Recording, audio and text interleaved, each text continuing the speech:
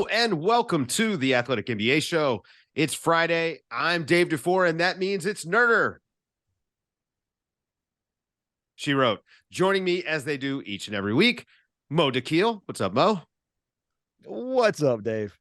And Seth Partnow, live from Sloan in Boston. How's it going? Hi, Dave. Although you're in the hotel, I should note this is not a man on the ground. That's tomorrow. We're gonna have him out there doing stuff for Instagram, maybe. We actually have a guest, which we never do, but from the Portland Trailblazers, the on-air analytics insider, Corey Jez. He's actually here to talk more about golf analytics, right? We can talk golf. We can talk Sloan. We can talk hoops. We can talk. Can you help me with my sword, Corey? Wait a minute. Yeah. Can you help me? Let's derail the show already. So you actually you have your own golf analytics service, I'm assuming, and you were previously the head of analytics for the Jazz and Austin FC. So this is like a pan sports panel, but it's only one guy. I'm working on next year at Sloan having a panel where I just like jump from seat to seat and totally, I can just take over and talk by myself for like 90 minutes. I'm sure that would be very well attended. So that's the goal. Only if you go different outfits each seat. That's it's part of the shtick. Yeah, it's part of the spiel. It's part magic show, part sports analytics. Yeah, exactly. A little bit quick change. I'm just wondering when you and Seth are going to start the hockey product. That's what I'm waiting on, is like, when do I get some hockey analytics from you guys? All the good ones work for the Seattle Kraken already. So all the good folks who do that stuff, friends of the program, Namita and Danny and Alex and company are all snatched up by one team, our Kraken. Well, this was fortuitous timing for us. We had planned to do this. I was actually going to come out to Sloan, and that plan got changed, but we planned to have you on for a few weeks now. And Damian Lillard did us a favor and scored 71 points in ridiculous fashion the other day. And, I'm watching the broadcast and you keep popping on, they're bringing out the numbers guy. Hey, explain this to us. Tell us how amazing this is. And this has been basically your job this season. Tell us how amazing Damian Lillard is, if you don't mind. Can you do that in under 30 minutes? I can try to do that. I don't know that anybody just through words can do Damian Lillard justice this season, in all honesty. And the 71-point game was incredible. It was 41 in the first half as well. It was 8 threes. Just off the top of my head, it was the fifth half this season when somebody had made 8 threes, and he's the owner of 3 of those halves as well. So even at halftime, we were kind of scrambling the fighter jets because we knew stuff was about to go down, and we had to be ready. But it's the season as a whole, and in the following game, in the pregame show, and in my first hit in game with Kevin and Lamar, I did try to zoom out a little bit because Dame's season, numbers wise, that's my job. So we'll talk about that part for a little bit. We can overlay team context and usage and all this other stuff and all these other things around the league and two-way stuff and guys, but it's by any measure one of the best point guard seasons in the modern game. It is. We argue Steph 2018 per Taylor Snar's dunks and threes, EPM, which is one of the really good publicly available all-in-one advanced metrics. It's the second best point guard. It's the second best offensive season, period. When you combine Dame's, this is from Cleaning the Glass, another great publicly available resource for folks. Points per shot, which is efficiency. How good are you on a per shot basis? Usage, so how much of the load are you carrying? And assist rate, so creation for others. When you take his marks across those 3 metrics and look for players who've met all 3 of those marks, there are no players back to, I believe, 98 or however far back Ben's play-by-play database goes. So we can cut that up any way we want. And the Blazers are kind of mired in the muck of the Western Conference standings right now. They're 2 games out of 6th and 2 games out of 14th or whatever it feels like on a night-to-night basis. And those that, everyone's going to be standings watching over the next 4 or 5 weeks or so as we come down the stretch. And so it's been buried in the narrative, and he won't be an MVP, Vegas favorite or anything because of, the Blazers not being a team, like Denver, like Milwaukee, like Philadelphia. But it's just been to the point where he had 40 last night in a loss, and you kind of are like, oh, wow, he had 40 in a loss. Yeah, we didn't even talk about it. We literally No. didn't even talk about it. Yeah. I mean, I don't know if Brandon Ingram had 40, and everyone was like, Brandon Ingram had 40. And Dame had 40. They're like, yeah, Dame had 40. Yeah, it's no big deal. I mean, well, when they played the other night coming off the 71, I'm working the ding with Mo, and I'm like, hey, we got to pay attention to the Blazers game just in case Dame goes for like 50, because it's a big deal if he follows up 71 with 50. It's the blessing and the curse. It's the blessing and the curse at this point. You're so damn good at this point. You score 40. It's like, we've seen Dame score 40 at this point, and that's why he has to score 71 to get our attention, and at this point now, don't call me if it's not 50 or higher at this point, like with Dame. I think that's kind of the unfortunate thing. But I think the more impressive thing that you got into, Corey, is just the length of time he's been able to keep this up, I think is really what's so impressive about it, and maintain all of that. Yeah, this season especially, and obviously his body of work as a whole, he's first ballot Hall of Fame, he's all of the course of his career, he's all the things, right? And it really was getting that abdominal surgery last season, taking this essentially the second half of the season off. Obviously, I was not on the broadcast crew last season, so didn't have to live through some of those games night in, night out. But we saw it early on in the season. His step was back, his burst was back, his ability to finish through traffic was back in ways that felt like he was 26, 27 years old again. He's 32. And so I think, he's made it very clear the level that he's going to play at, and Joe Cronin's made it very clear his intentions, what they wanted to accomplish at the trade deadline and what they plan on trying to accomplish this summer around him, because he's ready to take that organization next step, and he wants to, and he's obviously the guy to. And so it's very interesting. We're sitting here on March 2nd, 4 months to July 2nd. So, very interesting 120 days coming up in the Pacific Northwest from a basketball standpoint. Yeah, and his free throw numbers are actually up this year, which is one of the big indicators to me that he's healthy. I mean, he's actually attacking the basket. I don't have his drive numbers right in front of me, but just looking at his raw stats, his averages, and he's up to, he's in the elite territory there, and you can see it. But in that game where he scores 71, it's only 14 free throws, which it feels unheard of. Yeah. Well, but in today's game, if a guy puts up 55 points, you expect him to take 20 free throws. I mean, there's a lot of players propping up a 20+ point a game average on double-digit free throws every night. So, Dame, I don't consider him a grifter in that sense. He's not a grifter in that sense. He operates on the outside. He's not SGA, where that's the only way he's going to score is by getting into your body and stuff like that. And Dave, to your point, his shooting fouls drawn rate is 14.2%. That's the highest. It's only 83rd percentile among point guards. So to your point, he's not SGA. That's not the only way he's creating opportunities, but it's the highest of his career by at least 2 percentage points. So he's doing it at a higher rate than he's ever done it, but it's still not the only way he's obviously generating offense. So earlier, Mo flippantly kind of said, don't talk to me unless it's 50. And I kind of wanted to ask you about how to put this kind of season. I mean, it is almost boring for Dame to score 40. And in part, we're past the record of most 40-point games ever in an NBA season. We're gonna end up smashing the record. We might even end up 40 or 50% higher than the previous mark, which was set in one of those crazy Wilt seasons way back in the day. So how do you, on one level, this has probably been a year-long kind of thing, contextualize some of these performances we're seeing? Numbers that in 10 years ago it's like 30, yeah, and it's just a different thing now.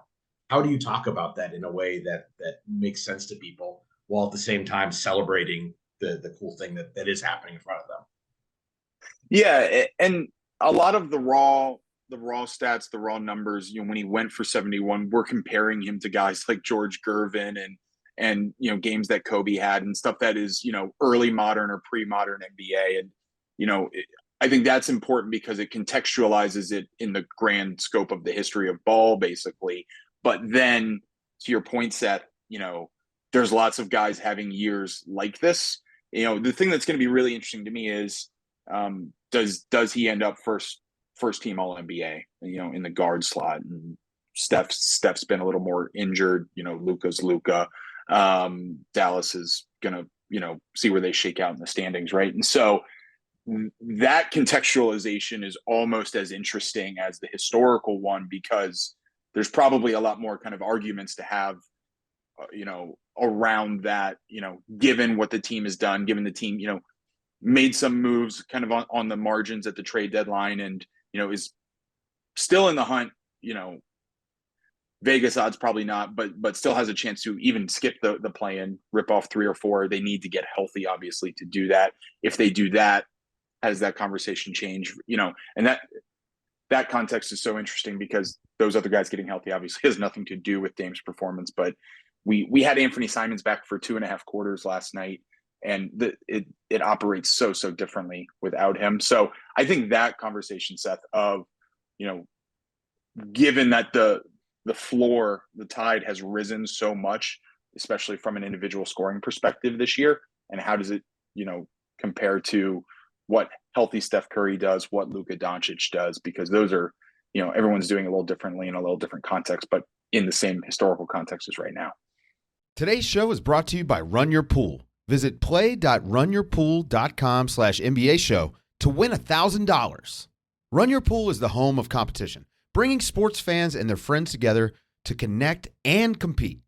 Run Your Pool has over 50 game types for every sport you can think of. It's a one-stop shop for sports gaming. With over 2 million players, there's no better place to run your bracket for your friends, family, or office. And with the madness coming, we've decided to team up with Run Your Pool to give you guys a chance to compete in a bracket challenge. It's super simple. You know how this works. You fill out your picks for all 68 teams in the tournament, and you get points for each pick you get right. Run Your Pool is giving away $1,000 for the top 5 finishers, and you get to compete against us to show how much you know ball. I almost forgot the best part. It's completely free to play. So head over to play.runyourpool.com/NBA show, and don't forget to get your picks in when the bracket is live March 12th. That's play.runyourpool.com/NBA show to win $1,000. So he's got the most efficient 70-plus point game. He's got the most efficient 60-plus point game. Is Dame a guy that could score 80? And I know, like, saying that after he just did 71, where it's like, all right, he missed a couple shots, but 80 is a different thing, right? Like, is he a guy? I thought he might do it the other night. I mean, he just looked so gassed at the end of it. But is he a guy who could, in the flow of a game, just drop 80 and you'd be like, yeah, that's the dude that can do it? He had a game, and I don't remember who the opponent was, but he had like 11 threes. And I think it was before his fourth quarter stint had started. So he'll normally come back with like 8, 9, like a typical starter does, with 8, 9, 10, depending on the game left in the fourth. And he had like something like 10 or 11 threes at that point. And everyone was like, I almost want, and they were blowing out whoever they were playing to the good. And everyone's kind of like, I want this game to stay close. I want Dame to come do a full 9-minute run, because I want him to get 13 or 14, right? I want him to catch Clay, beat Clay. And you overlay the game context of how those two guys create their threes, and no disrespect to Clay, but Dame is doing it in a very different way. And so, and he didn't get the, he didn't break the record. He didn't go for the record. He made it play 2 or 3 minutes out of his stint, and then he sat him 0-25 with a couple minutes to go in the game. And he said afterwards, and it's kind of been, organizationally, everybody knows it, is like, he's not thirsty for that stuff. So if he gets 80, which can he? I mean, if you can get 70, you can get 80. You can get it. Yeah, he can get 80. He can get 80. But it's going to happen in the context and the flow of it. It's not going to be just, hey, guys, shut it down. I'm taking 60 field goals. That's just not in his DNA, as far as I can tell. I can respect that. You guys are in Boston for the Sloan Analytics Conference, which, we all know, and we've expected it to sort of lead this great conversation every year around this time around sports analytics, and everyone becoming more, I don't know, analytic literate, I think would be maybe what we're looking for out of this. I don't really care about that, because I am literate of analytics. I want to know, what is the new thing this year that everyone is there buzzing about? Like, what is the thing that you guys are going to be like, oh, that's very cool, we're going to start using this tomorrow?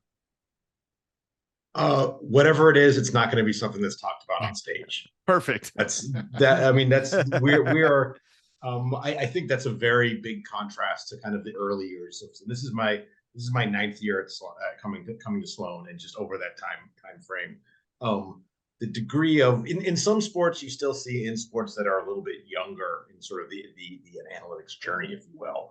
There's still substance talked about. I think it's been a fair few years, because the cool stuff is, there's people doing good work with public data.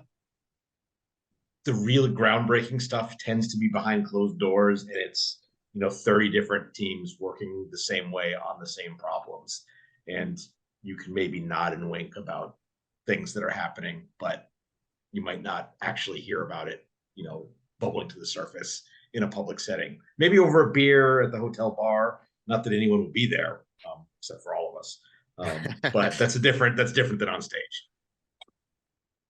Yeah, the conference is still very kind of seminal in getting this community of people together in a way that they don't otherwise have an opportunity to. Whereas GMs have summer league and the combine, and NFL GMs are all just in Indianapolis at their thing. I mean, this is the version of that for this cohort of people, and it's gone from being folks that you could fit in a group text to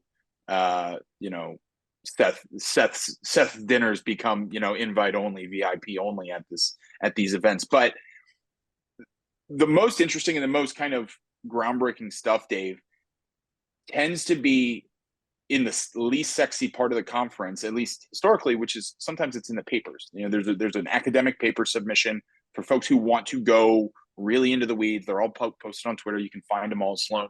There's a paper competition every year. I mean, you go back to the kind of one of the original expected possession value, the Cervoni-Bourne paper, set like 2012 maybe or something in early 2000s, and that it was on Grantland back in the day, and it broke down how to measure every action. And that's something that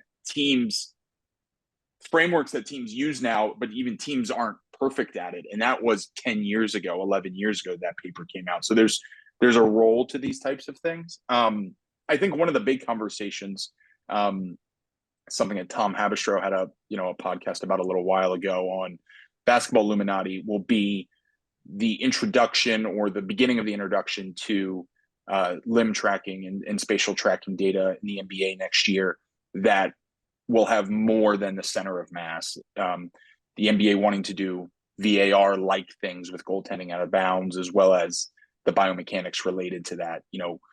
Quickly juxtapose basketball with baseball, two very skill-oriented sports, although different context.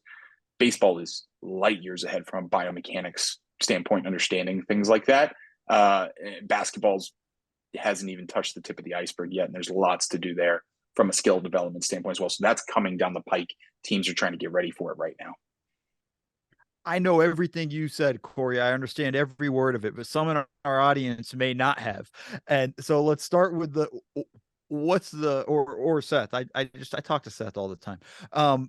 What's this limb technology that you're talking about? Like, what would that track? Like, what data set am I going to get in that sense of like, what am I going to be able to use and talk about going forward when this comes out? And again, I understand this, the listeners may not. So when we talk about tracking data, it's essentially turns players into moving dots, and that's been the way it's done. It's been center mass of a player, knowing where that's moving around, and then from that you can do some programming and figure out kind of neat stuff like this is a pick and roll that was covered this way, and the outcome was some other thing. The next iteration is it's called, in a lot of different things. Essentially, it's called pose tracking. It's probably the most common. And this is something that in the past, if you've seen someone do like the mocap suit for like 2K or something like that, where they put the ping pong balls on and you get the motions that way, the technology has gotten to the point where people are doing now markerless pose tracking. And the NBA is changing their tracking provider next year. Hawkeye, who is the company that's done, for example, probably best known for doing kind of the line calls in tennis, which is a possibly the best implementation of instant replay in all of sports. Is the visualization that shows like the tennis shot and where it lands and if it's in or out, and even the zoom in as the crowd goes ooh, like even makes that entertaining. So that they are, again, cameras in the arenas from multiple directions that are going to be capturing not just the one dot, but, and Corey, I forget how many points on the player. It's 9. No, it's in the double digits somewhere of like, wrists, feet, shoulders, to be able to get kind of a skeletal pose of a player. And while that is providing a lot more information, just adding, multiplying the amount of data and the interaction between the different points that make up kind of what a physical movement is, the level of complexity of the data that's being worked with is just going to increase in 1 year. It's going to increase exponentially. Today's show was brought to you by our friends at ExpressVPN. Visit expressvpn.com/ding for more information. You guys have heard me discuss the importance of having a VPN to protect your online privacy before. But choosing a VPN you trust is just as important. Now, I like to research our sponsors, and I like to only recommend brands that I believe in. And I can tell you, ExpressVPN is the best VPN on the market. Number one, they don't log your activity. Lots of other VPN services make money by selling your data to advertisers. ExpressVPN does not do this. Number two, ExpressVPN is fast. ExpressVPN uses Lightway, a new VPN protocol that they engineered to make user speeds faster than ever. The last thing you need to know about ExpressVPN is that it's easy to use. There are no technical skills required to get set up. You just launch the app, and in one click, you're covered. So protect yourself with VPN that I use and trust. Use our link, expressvpn.com/ding today, and get an extra 3 months free on a 1-year package. That's expressvpn.com/ding. Visit expressvpn.com/ding to learn more. But this is also, I'm assuming, the back end of the augmented reality crap that they showed in the NBA app that can't even really stream games. I don't want to sit here and just hammer that app, but I'm assuming that tracking is for that gimmick, or at least that's how they're going to package that as part of it. But so the technology, like it's already at least testing right now, like for this season, they've been testing it. I'm assuming they haven't been using it at all. Well, and neither Seth or I are behind closed doors or in these meetings as much as we used to be. So, we probably can't speak to all those details. But the Hawkeye stuff, if you look under the bed covers a little bit, Hawkeye's owned by Sony. Sony's obviously big into streaming, augmented reality. There's a commercial play there, of course. Yeah. What exactly that ends up being, who knows? But to kind of answer Mo's original question, to bring it back to basketball a little bit, because the tracking data that's out there today, it's a big part of what I'm doing with the Blazers. It's a big part of it. Folks go on NBA.com. It's how you're getting like contested versus uncontested threes, right? Or catch and shoot versus off the dribble threes. Kind of basic stuff that are one more level down from your box score 3-point, but it adds a lot of context. We just said Dame versus Clay, right? Like that's how you can know that type of data for every player in the league. This is going to, like Seth said, it's going to increase the data, 15 or some odd fold. Which, by the way, you already had about 3 million data points in a game because you had 25 times a second coordinate of every player in the ball, 48 minutes. Play that out. It's like 3 million some odd. But now we're going to be able to do things that are very that a scout, a general manager wants to know. And this is going to take time to get adopted. Obviously, it's not all going to come, light switch day one. It's why the teams who are investing in data engineering and software engineering are going to be the ones that are ready to take this on and take it in quicker. And that's something that nobody in analytics ever talks about. It's the systems of it get overlooked. But, Mo, a really good basketball scouting context thing might be, how's he jumping off of 1 foot versus 2, right? We always talked about that in the draft, especially, pro scouting as well. Guys who have to jump off 2 feet take longer to collect. It allows that defender to slide over, to come over and help the low man in a pick and roll or whatever. But a guy like, going back, we were scouting Donovan Mitchell back in Utah when I was there. Right. 2 foot, and can they get off of 1 foot? And you got medical teams who are looking at that when the guys come in for draft workouts. Now imagine you had a data set that for every player in the NBA, for every shot they took within 6 feet or 8 feet of the hoop, you could know whether or not they jumped off of 1 or 2 feet and their right or left foot. And think of all the other scouting things you can ask and answer because you have that information. Right now, that's an intern going and watching 400 Donovan Mitchell, Louisville shots. And this data wouldn't exist in college right away either. And even though the intern can watch 400 shots, the intern can't put that data into context because you can't watch every shot in the league to know, wow, he did that 200 out of 400 times. Is that a lot or a little? You can't know that, right? And that's where this scale of data and this comes in. It's just continuing to advance. There's so many different applications, but I think it's important to bring it back to the hoops a little bit as well. It's a problem because now all I heard is you're taking jobs away from video interns. Oh, wait, they're making new just kidding. analytics jobs is what I think he's secretly saying there, is that there's going to be so much more data now. They need people who know the sport to comb through it. I'm guessing. But that's the important thing to piggyback actually off Dave's, point there though. At a certain point, are we getting to just too much data? Like there's only so much.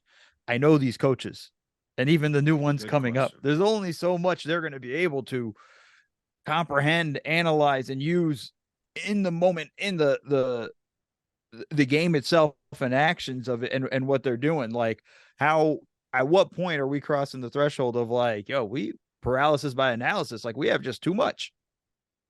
I think that's the challenge for people more in our area of the shot. I mean, we're talking about the data that goes into this thing. The insight that we're actually talking about is, okay, Norm Powell Euro steps like every time. Now that's something you can go into the data and find that, like, I don't actually know but he Euro steps about as much as any player in the NBA. That's something you could pick up quickly from data. As a coach, you kind of know what that means. And in the pregame scouting report, hey, if he's coming down on the fast break, he's going to right left Euro. And that becomes an actionable basketball thing. So the challenge is taking this, bigger set, this vastly more amount of data and distilling it into those kind of insights and normalizing those kind of insights as part of just sort of the regular vernacular. At a certain point, the tracking data was hard enough to explain on a base level. You have to get to a certain point of trust where, hey, yes, he Euro steps more than 99% of the players in the league. And a coach doesn't say, how do you know that? How does it work? They say, okay, I buy that. Because it's a little bit different. Thanks. It's a little bit different than the advanced scout saying that, right? Like where, okay, I watched him, 3, 4, 5 times and he did it a lot. Whereas you can say, okay, compared to everyone else in the league, he's twice as likely on a drive to Euro step. So watch out for that. That makes a lot of sense. But now again, I'm, thinking about the human part of this, like, does the advanced scout, like, is this something that they're going to be able to use? I mean, is this something that you see being applicable across the board for, teams, not just, the analytics guys, but can the coaching staff maybe see this stuff in game, even on the iPads or whatever, like in-game relayed feedback? I don't know.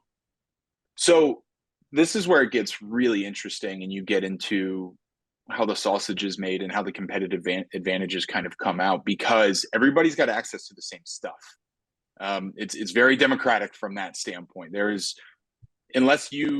don't even know if you would be allowed to like put your own cameras in only your arena, but if you did that, you wouldn't get the context of the rest of the teams anyway. So everybody's got the same stuff. Analytics, which is a catch-all term that, the four of us understand means a lot more, the integration of new information into and how you bake it into your decision-making engine, whether that's coaching, whether that's scouting, whether that's player development, whether that's medical, every facet of an organization. Like analytics to me is now the application of technology to every facet of your organization. So it's an advanced scout. If we know that about Euro steps, everybody knows it about Norm Powell, but maybe, oh wow, player X, who's a rotation player for this team, does it every time, but because he's a rotation player, he doesn't stick in our head like Norm Powell does.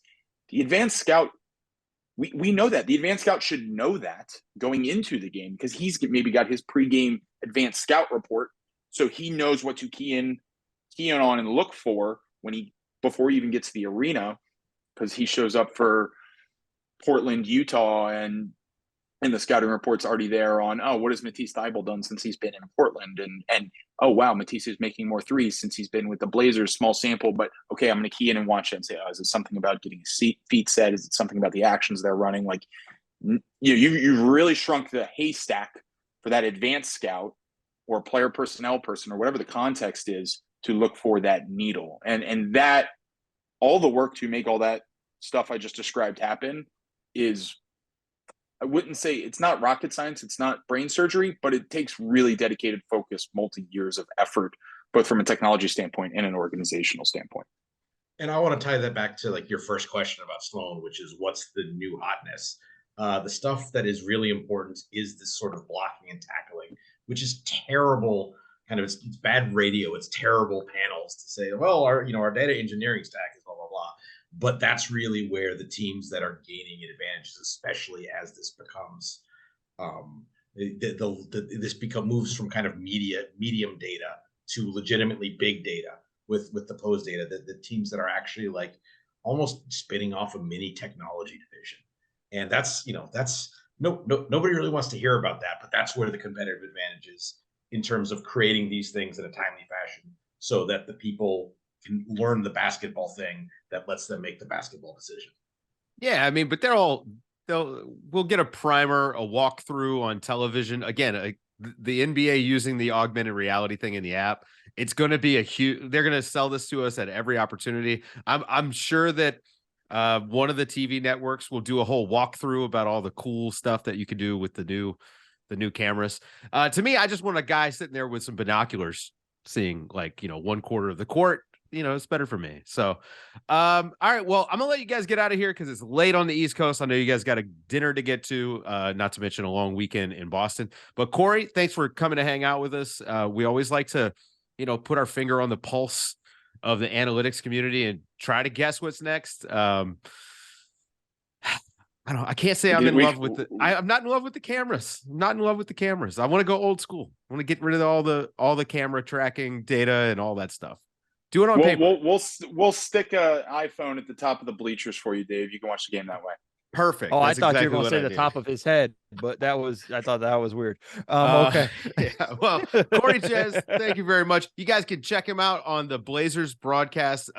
Really add a lot of insight that I wish other local broadcasts would create a position that's similar. I mean, this is sort of the discourse around analytics can get poisonous because we don't have someone that understands it translating it to us in proper language. So I appreciate you being a bit of an evangelist out there while you're talking about how cool Damian Lillard is. Like this is a good way to like soft launch analytics as sort of the premise for more basketball conversations. So thanks for that.